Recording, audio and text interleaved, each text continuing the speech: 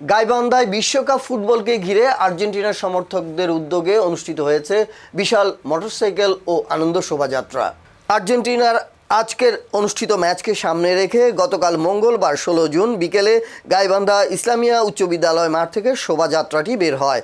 এতে অংশ নেওয়া সমর্থকদের গায়ে ছিল আর্জেন্টিনার আকাশি সাদা জার্সি, হাতে ছিল বাংলাদেশের পতাকা, ব্যানার ও ফেস্টুন।